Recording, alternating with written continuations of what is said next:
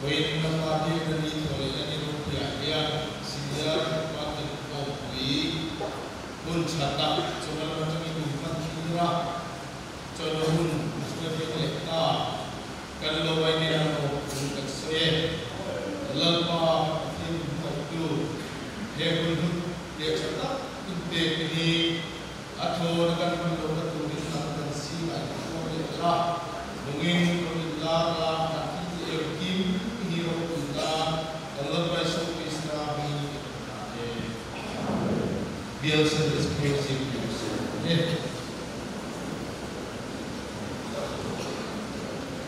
Kita pun main, kita buat di sini selama kita terlalu di sini terus. Kita pakai, kita tinggi mah, yang bisa. Kalau kami ini orang terkait pasal dia masih berkisar ini sebulan aku terus kan program teh orang Unai kau berjumpa pakai si bandar dia ikut desert ini tentu ini mula Secretary Senior Department Secretary to Dr.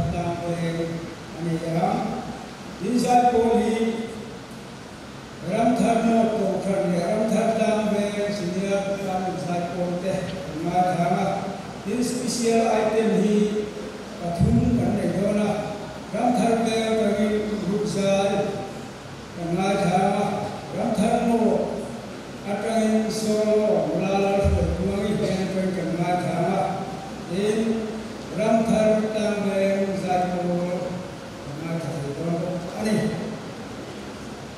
Barnahi Chairman Dorani Guru Khomba Jabun Khomba Him Famous Kanay Dora Guru Tuhi Damgal Al-Musia Bakte Senior Department Leader Ramthar Anira Hai Special Item Tahi Kanay Dorani Ramthar Bem Atangin Fakla Ramthar No Atangin Anulak Ramthar Dam Vera Kring Ruksai Ramthar Dam Kring What's the world Amaka Dorani Zandar Saya Kangkong Melia Chairman Pastoral Kitchum Patrol Pastoral Ania in Tomovi Oma I think Dr. Asatan Disadorni inside Ovi Akania Ramthar Dam Temple from Akam Ani in Kisaki Kopiang and Nezadora, which Hua and Speaker Upa Sultan Moyan, Jentisa, Intina, Zana, or very in Ani. Norman Semna Oma Heavy, yes, and the school, Secretary 10, Zanayam, Udori, Bani, Seven, and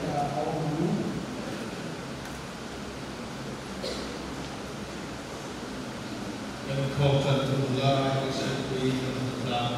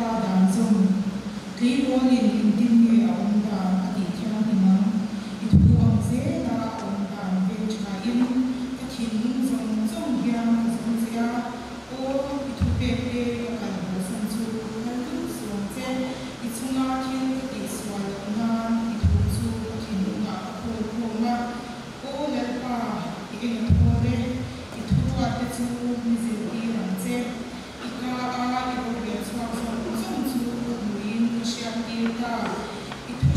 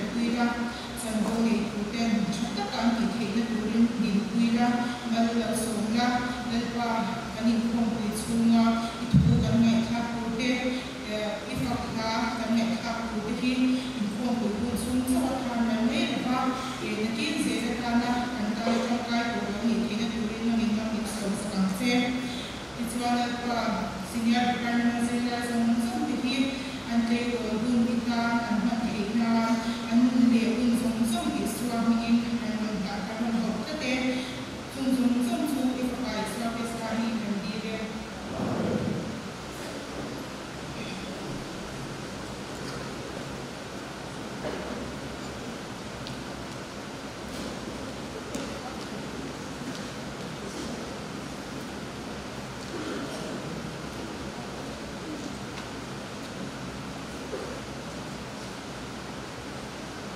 Còn thì bây giờ số thứ ba ví dụ như số lượng của ngay là